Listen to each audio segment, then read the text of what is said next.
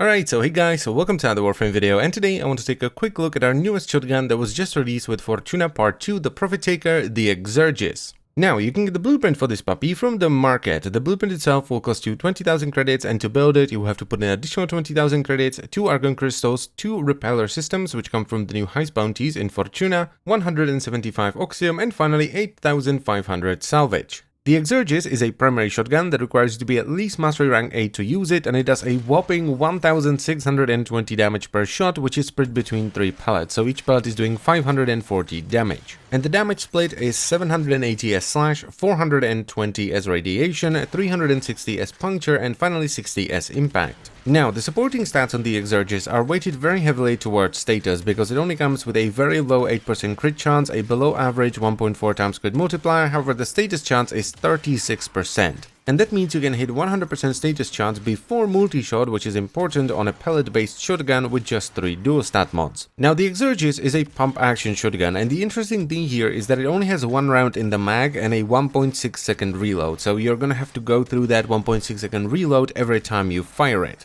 And even though I was horrified when I first saw that, it's actually alright once you add a little bit of reload speed, especially since the weapon already hits like a bloody truck, and it has fairly generous damage falloff because it starts at 30 meters and ends at 60 meters, at which point the weapon is going to be doing about half its damage. Though that, in combination with the fact that the weapon only fires 3 pellets to begin with, and the pellets spread out quite a bit over distance, presents an interesting issue that you don't generally see with shotguns because of their falloff limitation, and that's the fact that if you're firing at something at a distance, there's a pretty good chance the pellets are just gonna fly off to the side and you're gonna miss your target completely. Especially if you're firing at something that's a little bit smaller than the standard units, like a corrupted drone. The weapon also has a fire rate of 3.33, though this only becomes relevant if you push the magazine size up to at least 2, and it comes with 1 D-polarity as standard, which is pretty bad for a shotgun. Now, the build I ended up running on the Exergis requires 3 Forma, where I've changed the D into a V and then added 2 more Vs. And the mods I'm running are Prime Point Blank for damage, Hell's Chamber for multi-shot, Toxic Barrage, Frigid Blast, and Chilling Reload, which gives me a lot of viral damage, a lot of status chance, but also some reload speed from Chilling Reload, which is very nice. I followed that up with Shell Shock and Blaze, which caps my status at 100% before multi-shot and adds some radiation damage with some generic damage scaling coming from Blaze. And the final mod I'm personally using is Seeking Fury, which pushes the reload speed down by an additional 0.1 second, but it also adds 1.2 meters of punch through, which stacks on top of the 0.5 meters of punch through the weapon comes with by default. However, and this is why it's not in the polarized slot, if you want to do big damage, I would go for Sweeping Serration instead, which will push your slash damage all the way up to 12,269. This will first of all give you a ton of upfront damage, which is very nice, but it also tilts the weapon heavily towards slash, so it's far more likely to proc slash than impact or puncture. And even though the following simulacrum clips will be using Sweeping Serration to show you how much damage this weapon can actually do, I do use Seeking Fury during normal gameplay. Now, while the weapon does more than enough damage to take care of the entire game, I mean, the raw damage the weapon does is enough to brute force pretty much everything, and I love this weapon to bits, and it's a solid runner-up for my favorite weapon of 2018, don't let the high damage deceive you, because it's not as ridiculous as something like the Tigris Prime because of its inability to scale crit and the low amount of pellets, which makes it so that it's kind of rare to proc viral and have a decent slash proc on the enemy from one boom.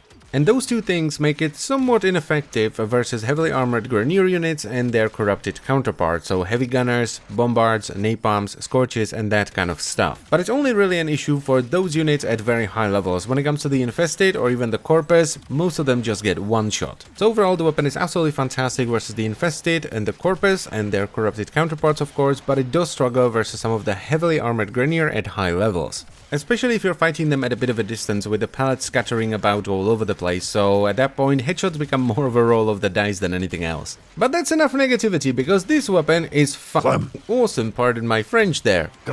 This is, in my opinion, the best feeling primary that we have in the game right now. It's an awesome combination of power and fun, and the sound, oh my lord, the sound!